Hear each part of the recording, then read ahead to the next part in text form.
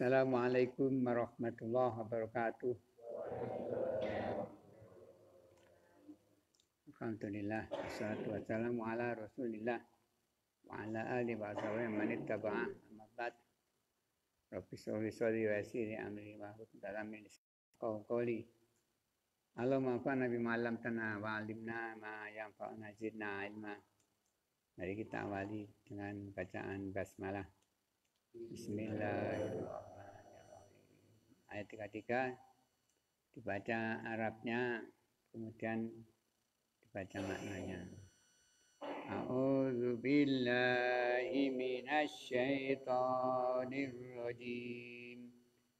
Innallaha astafa Adama wa Nuha wa ala Ibrahim wa ala Imran 'alal alamin. Sesungguhnya Allah telah memilih Adam itu keluarga Ibrahim dan keluarga Imran, melebihi segala umat pada masa masing-masing.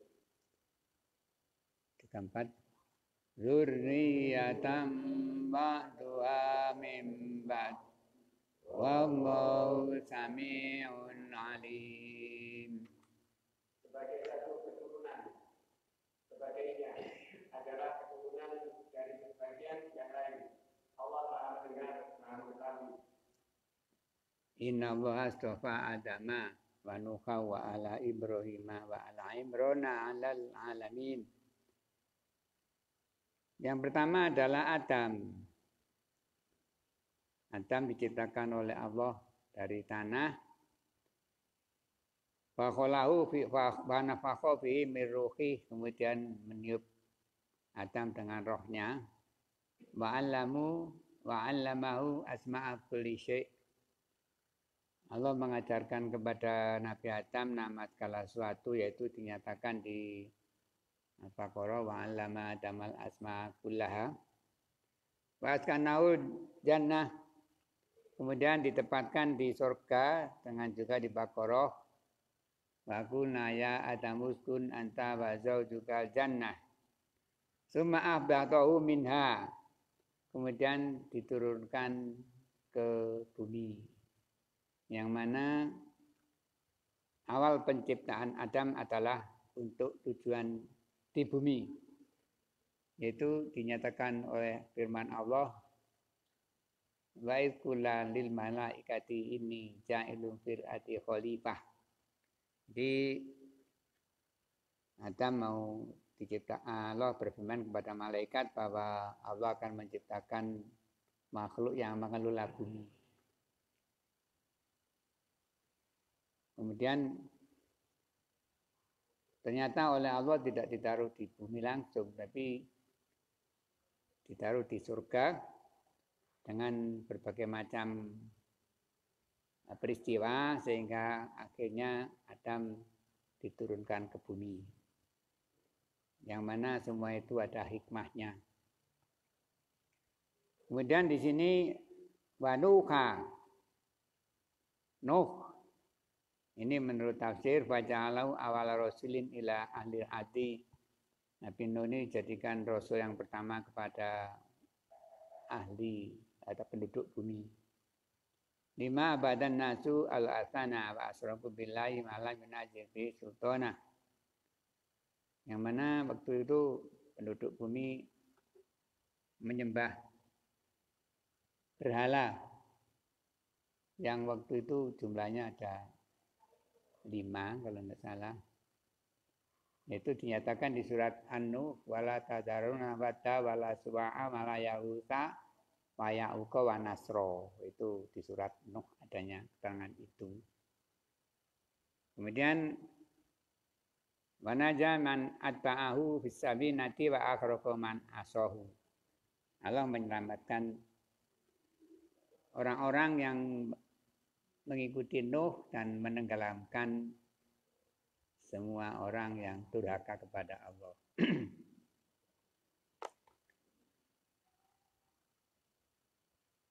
Wa ala Ibrahimah, yang ketiga adalah ala Ibrahim, itu keluarga Ibrahim atau pengikut-pengikut Ibrahim alaihissalam. Nabi Ibrahim ini bapaknya tukang membuat arca. Jadi sampai mati bapaknya belum muslim gitu. Itu dinyatakan juga di Al-Quran, yaitu bahwa Nabi Ibrahim mendoakan istighfar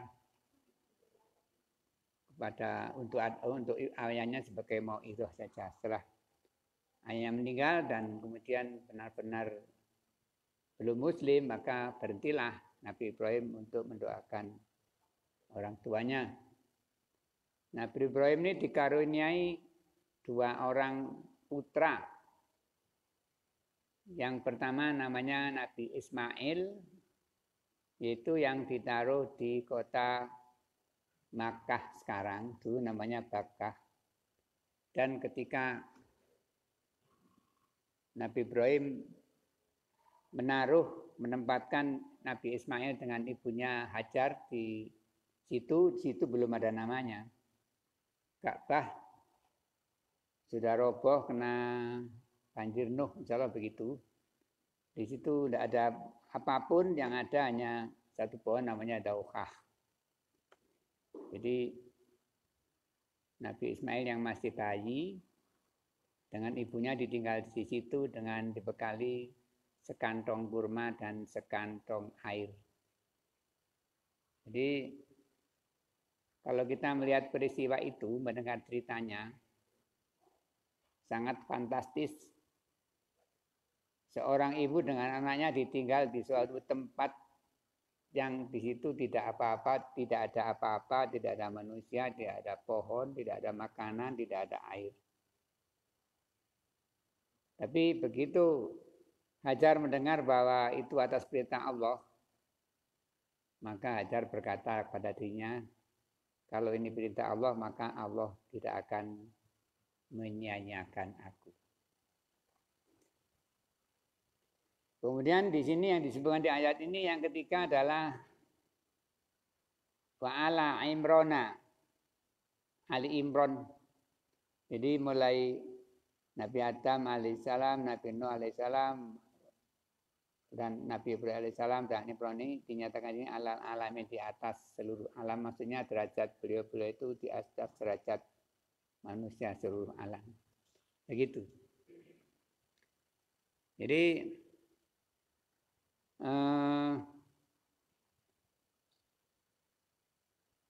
Ali Imron ini termasuk keturunan Nabi Ibrahim dari jalur Yakub. Nabi Ishak tadi belum sempat saya jelaskan bahwa Nabi Ibrahim dikaruniai 2 orang anak, yang satu namanya Nabi Ismail, yang dengan doa Nabi Ibrahim yaitu Rabbana ba'ath fihim rasulan minhum yatlu alaihim ayatika wa yu'allimul hikmah wa kitab wa hikmah wa yuzakkihim. Itu dikabulkan oleh Allah dengan diutusnya Nabi terakhir, yaitu Nabi kita Muhammad SAW. Kemudian yang Nabi siapa? Yang satunya Nabi Ishak punya anak namanya Nabi Yakub. Nabi Yakub ini juga disebut atau namanya juga Nabi Israel. Nabi Yakub atau Nabi Israel. Nabi Yakub ini punya anak 12. Yang sering kita dengar yaitu yang sering diceritakan adalah kisahnya Nabi Yusuf. Itu berkembangnya Bani Israel atau anak cucunya Nabi Yakub ini di Mesir, yaitu ketika Nabi Yusuf menjadi penguasa Mesir. Sampai pada Nabi Musa alaihissalam, takriban kira-kira jumlah mereka adalah sudah 600.000. Wallahu alam berapa tahun. Itu tentang Nabi Ibrahim. Dan kedua putra beliau ini keturunannya berkembang sampai sekarang. Jadi ada yang jadi Bani Israel, ada yang jadi Bani Ismail yang sekarang di Jazirah Arab itu. Kemudian Ali Imron. Ali Imron ini Beliau adalah orang yang dipilih oleh Allah, yaitu untuk menurunkan nabi-nabi. Nanti kita akan mengetahui kalau meneruskan ini, Pak Imron ini namanya Maryam. Maryam nanti punya anak lagi namanya Nabi Isa alaihissalam. Ini yang dimaksud zuriyatan ba'duha min ba'din wallahu sami'un alim. Zuriyah di dalam bahasa Arab itu artinya keturunan itu. Jadi di sana juga ada yang menyebutkan ahlun, alun atau zuriyatun. Itu cerita seterusnya tentang Ali Imran ini. Mari kita baca di surat Ali Imran ayat 35. A'udzu billahi minasyaitonir rajim. Wa idh qalat imra'atu Imran rabbi inni nadartu laka ma fi batni mukarraram fataqabbal minni innaka antas samiul alim.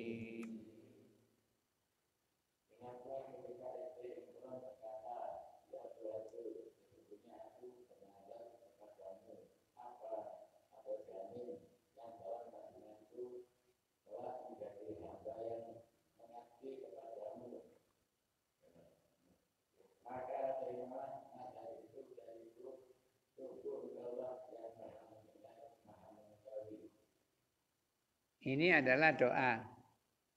Rabbi inni nazartu laka ma fi batni muharraram fataqabbal minni. Gitu. Jadi ada beberapa doa untuk minta anak jadi anak yang soleh. Salah satunya adalah doanya istrinya Pak Imron ini. Jadi nek sampean kepingin dua anak maneh niku banyak berdoa Rabbi inni nazartu laka ma fi batni muharraram fataqabbal. Muharram anaknya artinya mengabdi kepada Allah. Jadi njaluk anak yang soleh, minta anak yang soleh dengan doa ini. Kemudian ada lagi doa yaitu Nabi Zakaria, nanti ada ceritanya sendiri. Nabi Zakaria ini doanya Robbi habli min ladunka dzurriyyatan thayyibah.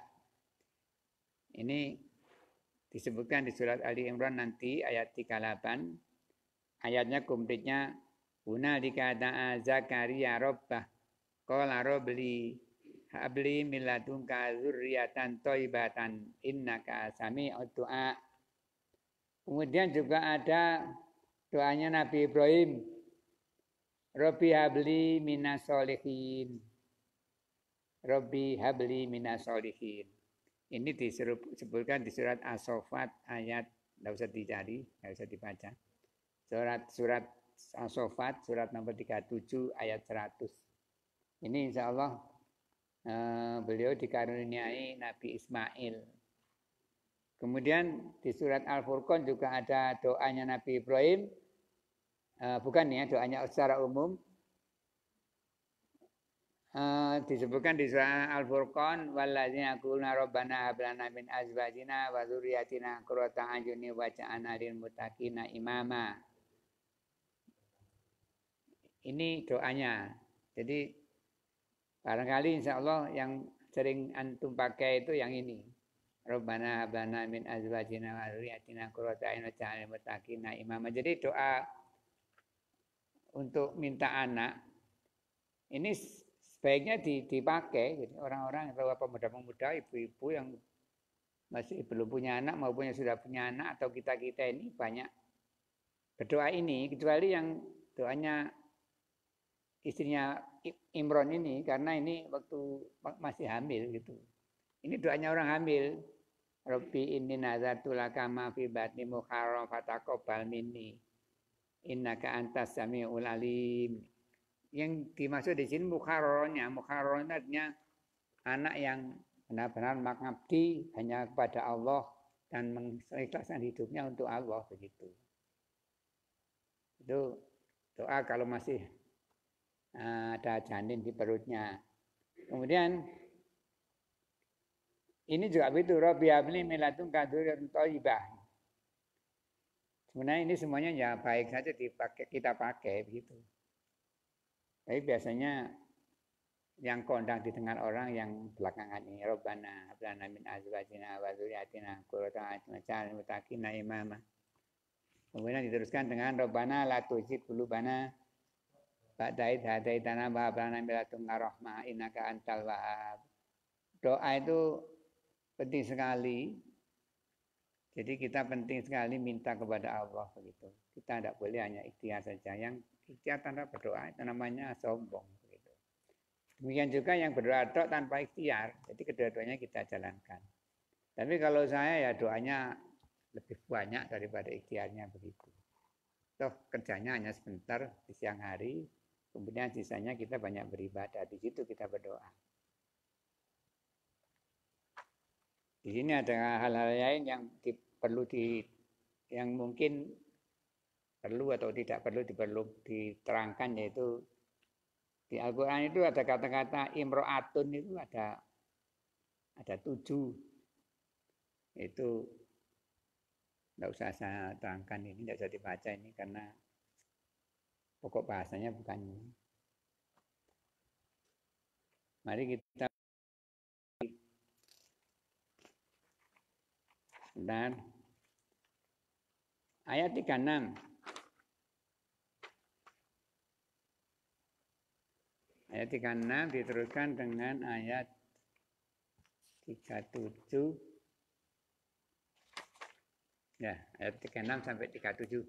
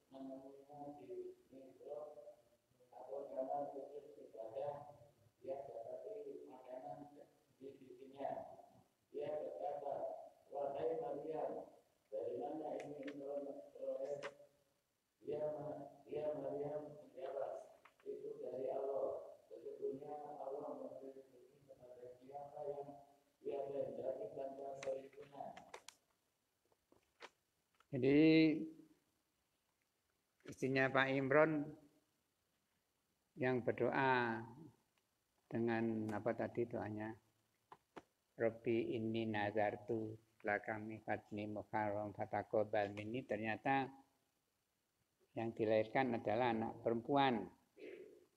Kemudian beliau menamai anak itu Maryam dan berdoa kepada Allah supaya dijauhkan dari gangguan setan. Maryam di sini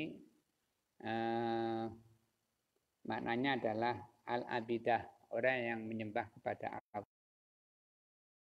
Allah.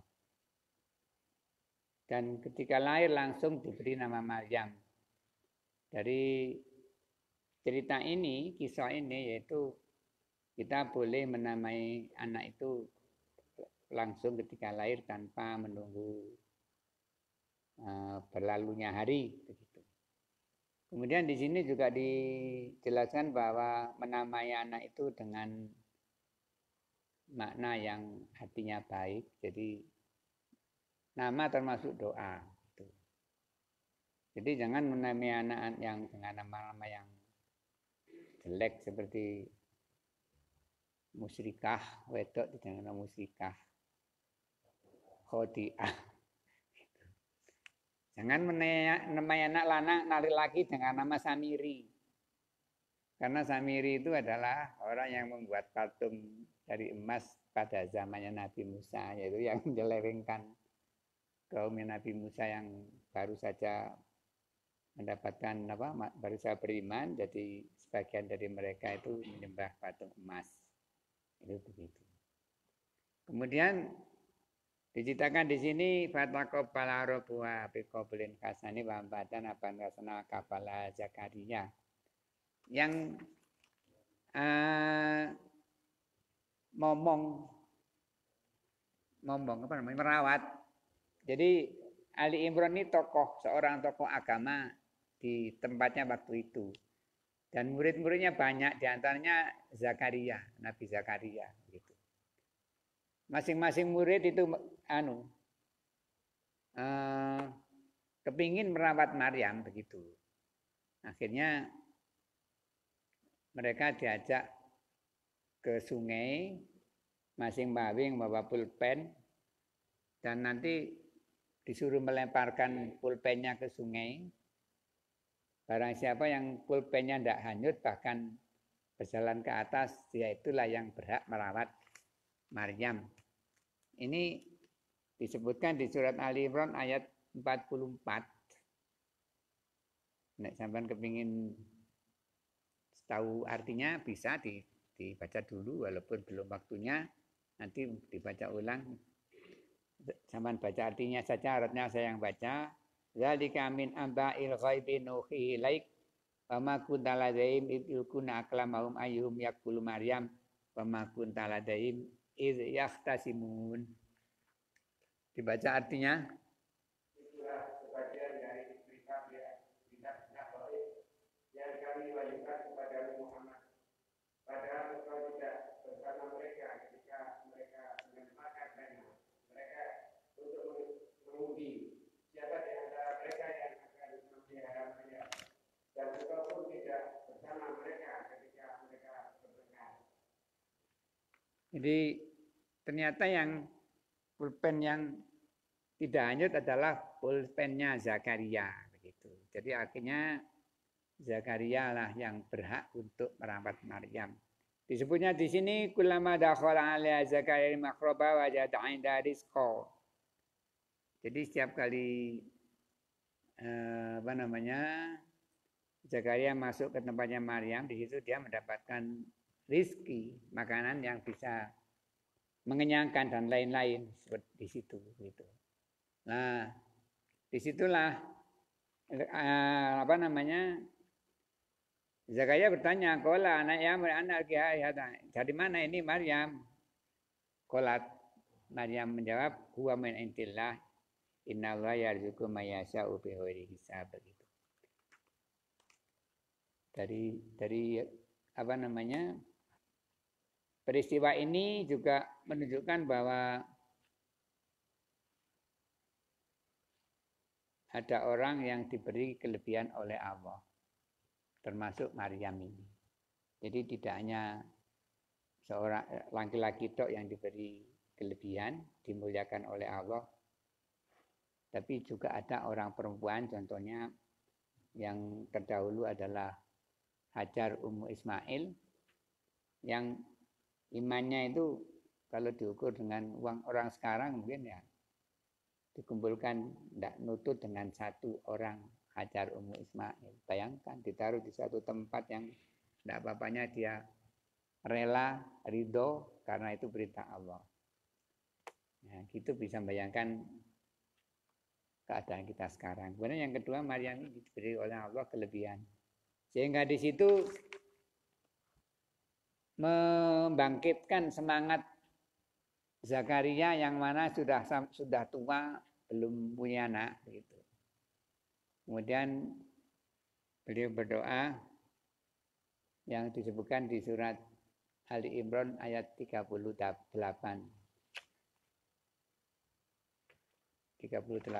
sampai 40 sampai 41. Diteruskan saja.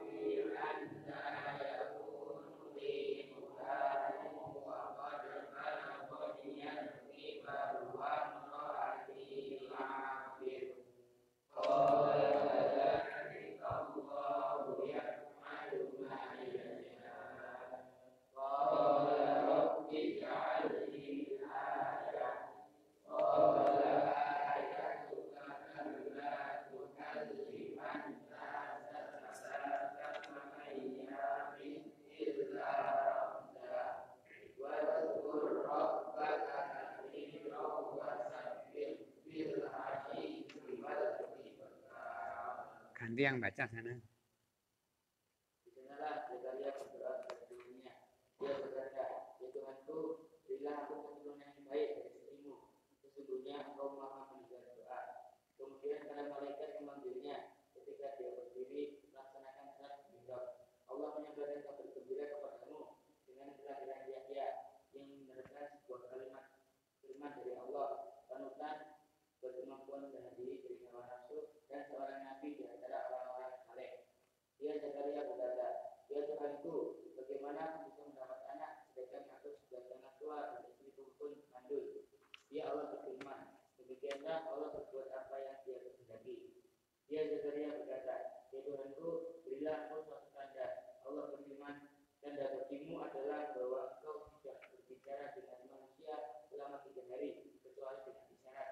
Dan sebutlah nama Tuhanmu banyak-banyak dan bertasbihlah memujinya pada waktu petang dan pagi hari. Jadi setelah Zakaria melihat keadaan Maryam yang ghairul ma'kul, tidak masuk akal, tapi maksudnya itu ada makanan, tahu-tahu ada makanan gitu. Di situ timbul semangat Zakaria untuk berdoa. Akhirnya beliau berdoa, kemudian Allah berfirman akan diberi anak namanya Yahya. Jadi ada beberapa nama itu langsung Allah yang memberi nama. Yang pertama adalah Adam. Nabi Adam alaihissalam itu yang beri nama adalah Allah begitu. Kemudian yang kedua adalah ini Yahya. Jadi Anallahu yubasyiruka bi Yahya, akan memberikan kabar gembira dengan Yahya. Anaknya belum lahir, istrinya belum hamil, sudah ada namanya begitu. Tapi ini jangkanya dekat sekali, yaitu kehamilannya dengan pemberian nama itu dekat. Tapi ada yang namanya jauh, mungkin 500 tahun atau 1000 tahun sebelum lahir sudah disebutkan, yaitu Nabi Muhammad SAW. Karena nama beliau tercantum di kitab Taurat dan Injil, ciri-cirinya juga termasuk namanya. Gitu. Jadi disebutkan di Baqarah juga alladzina atainahum kitaba ya'rifunahu kama ya'rifuna abna'ahum wa inna la fariqam minhum la yaktumul haqqa wa hum ya'lamun. Ya. Jadi orang-orang yang diberi kitab terdahulu Taurat dan Injil itu sudah tahu bahwa nanti akan kedatangan Nabi Muhammad SAW berdasarkan nama itu sudah tertulis di kitab mereka begitu, walaupun mereka menyembunyikannya. Gitu. Bahkan mereka mengenal nama Muhammad SAW itu seperti mereka mengenal nama anaknya sendiri, saking banyaknya cerita-cerita, kisah-kisah yang disebutkan di Taurat dan di Injil tentang nama Nabi kita Muhammad SAW. Jadi ada 3 nama, yaitu Adam, kemudian Nabi Yahya, kemudian Nabi Muhammad SAW. Barangkali ada yang lain ya, mungkin saya siapa? Nabi Isa.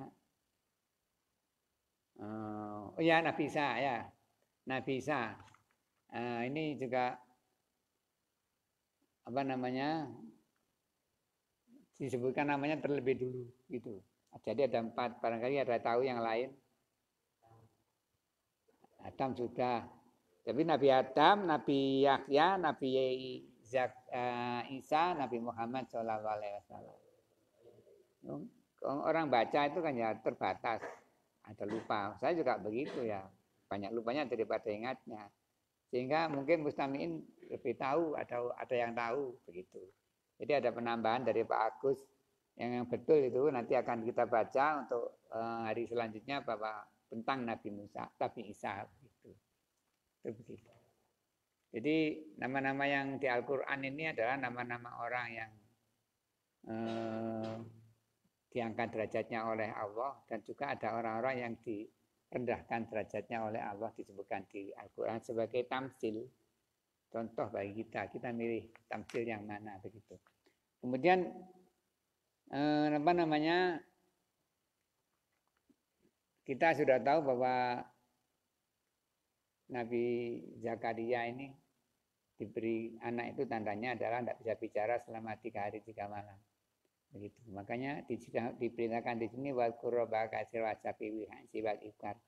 Jadi orang kalau istrinya hamil itu, suaminya khususnya itu harus ibadahnya harus lebih ditingkatkan sesuai dengan seperti apa yang dilakukan oleh perintah Allah kepada Zakaria ini gitu. Begitu ada kabar gembira, tanda-tandanya tidak bisa bicara. Bisanya hanya berzikir tok begitu. Bahkan ketika beliau menyuruh kaumnya untuk beribadahnya hanya dengan isyarat begitu. Ini barangkali ini apa namanya sampai ayat berapa ini? 41, insyaallah. Kalau insyaallah mudah-mudahan dimudahkan oleh Allah untuk meneruskan Ali Imran ayat 42 dan selanjutnya. Mari kita akhiri dengan tahdim majlis. Subhanakallahumma bihamdika asyhadu an la ilaha illa anta astaghfiruka wa atubu